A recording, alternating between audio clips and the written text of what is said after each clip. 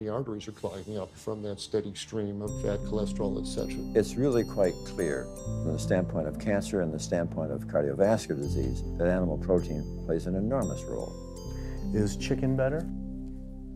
It's a question of whether you want to be shot or hung. The flesh food that I would eliminate from the American diet would be poultry, would be turkey and chicken. A brilliant advertising campaign has convinced people that, oh, it's white meat, it's healthier. The leading source of sodium in the American diet for adult is chicken. It can be labeled all natural chicken, but be injected with the salt water, having up to 800 milligrams of sodium. Heterocyclic amines are clear-cut carcinogens, and they can form in any kind of meat as it's heated, as it's cooked. But by far the biggest source is chicken. We sent researchers into fast food and family restaurants. Not only were there carcinogens in every single restaurant, but we found them in every single chicken sample that we took. If somebody brings their family in and they're buying a bucket of chicken, nobody tells them that there are carcinogens. If you're selling carcinogens to people, you've got to warn them that they're in there. But the American Cancer Society encourages people to switch from red and processed meat to chicken.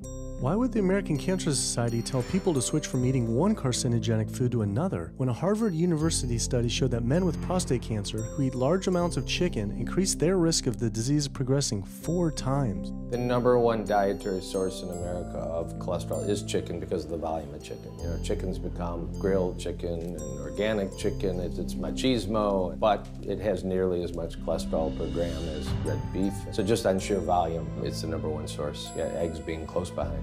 I'd never really thought about eggs much. I just thought of them as a standard part of a healthy diet.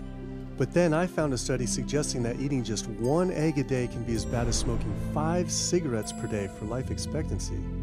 The yolk of a hen's egg is the most concentrated glom of saturated fat and cholesterol. It is made to run a baby chicken for 21 days with no outside energy. It is pure fat and cholesterol. And when we put that into our bloodstream, it coats our red blood cells. Our blood gets thicker and more viscous. It changes our hormone levels. It raises our cholesterol levels. There's nothing healthy about eating the yolk of the egg. But I thought cholesterol and saturated fat wasn't an issue anymore. You know, these saturated fat studies that have come out trying to vindicate saturated fat, this is a campaign by the dairy industry, right? #1 source of saturated fat is dairy, it's not meat.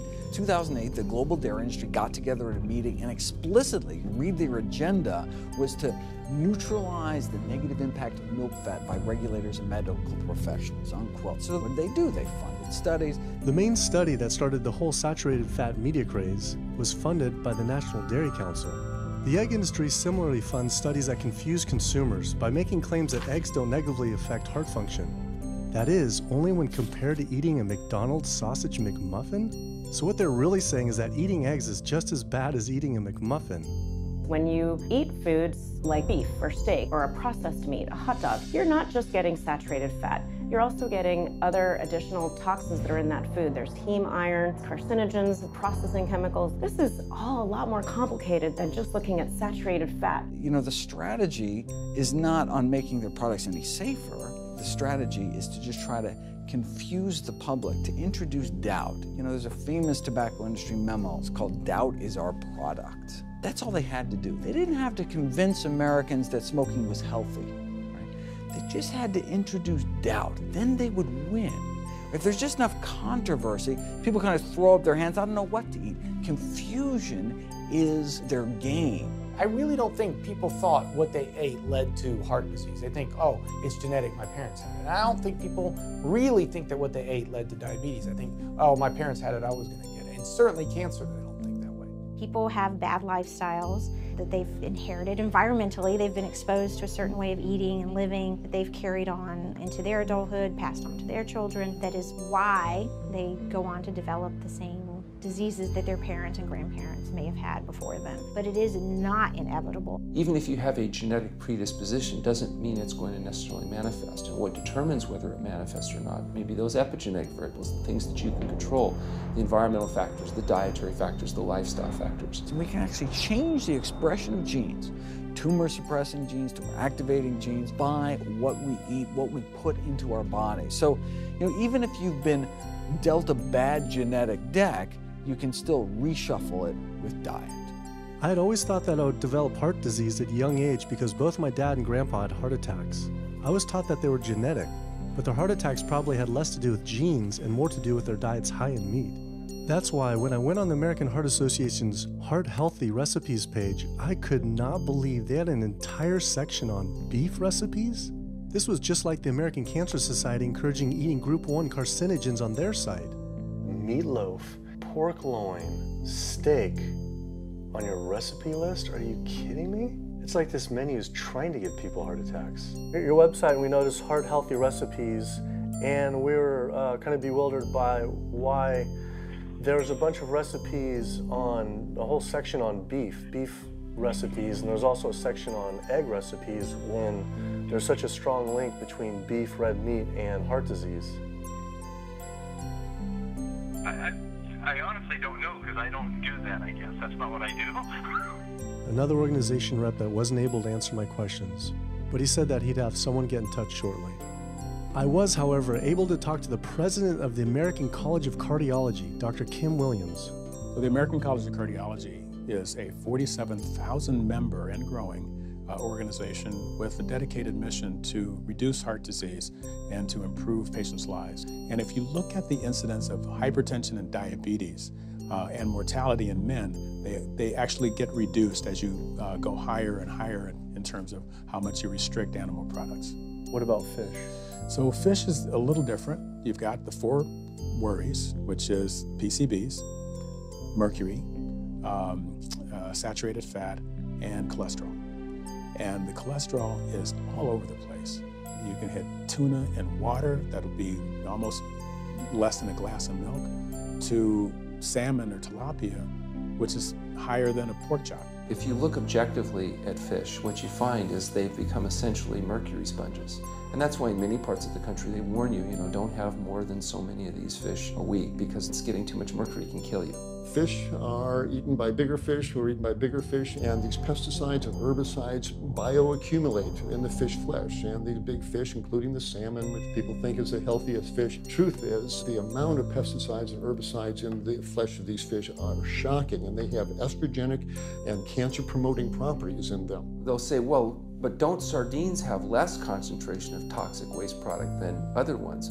Something being less toxic doesn't make it healthy. It just makes it less toxic. Farmed fish is by no means healthier. All the antibiotics that these animals have to be fed, similar to chickens and turkeys kept in confinement. These fish get infections. They get fungal infections, they get bacterial infections. You've got to feed them antifungals, antibiotics, and these substances accumulate in the fish flesh as well.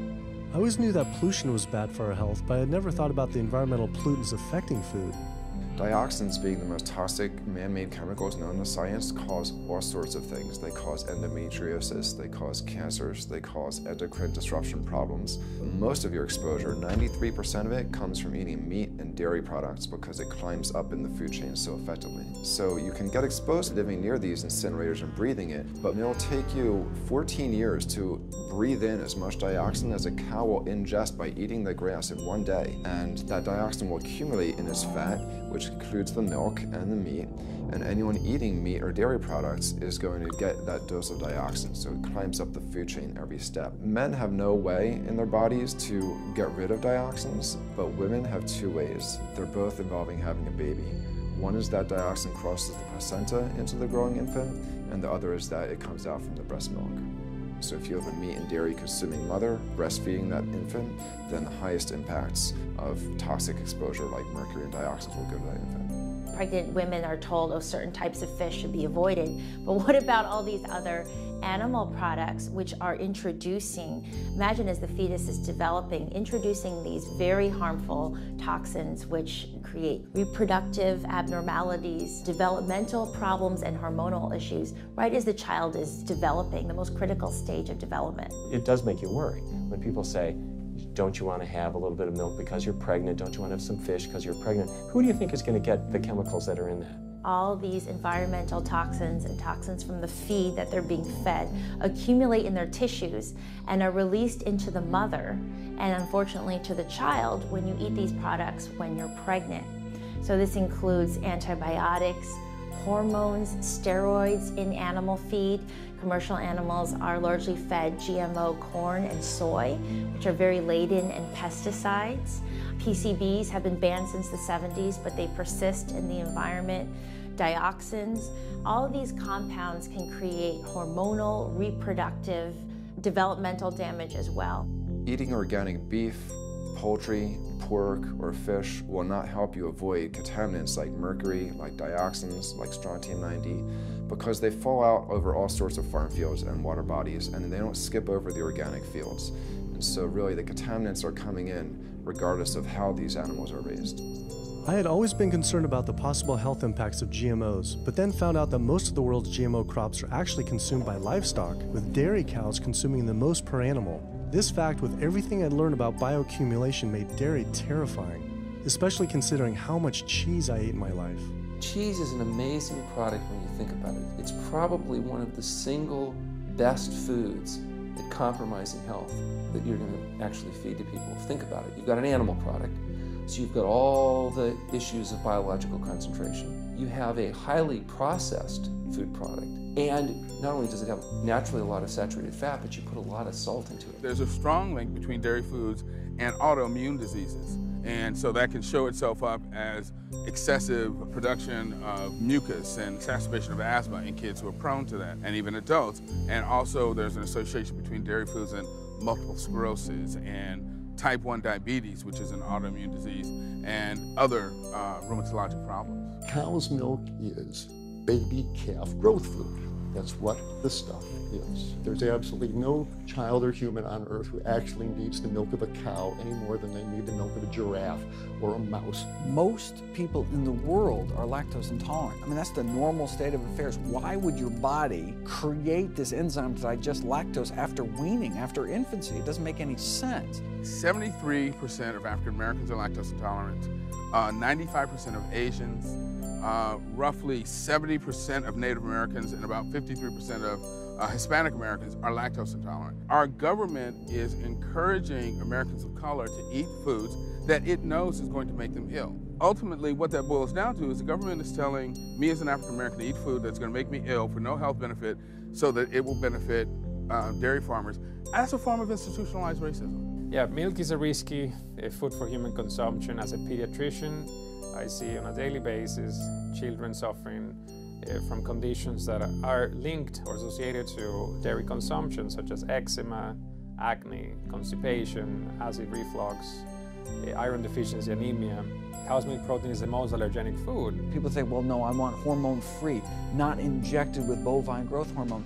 But milk is this hormonal fluid, so it's just packed with sex hormones and natural sex steroid hormones like estrogen, progesterone. In fact, doesn't matter if it's conventional milk, doesn't matter if it's organic milk. Milk without hormones, that's an oxymoron. Organic dairy has just as much saturated fat and cholesterol and galactose and all the things that you don't want as conventional dairy. Dairy products in general have a lot of other products associated with it, not the least of which is pus.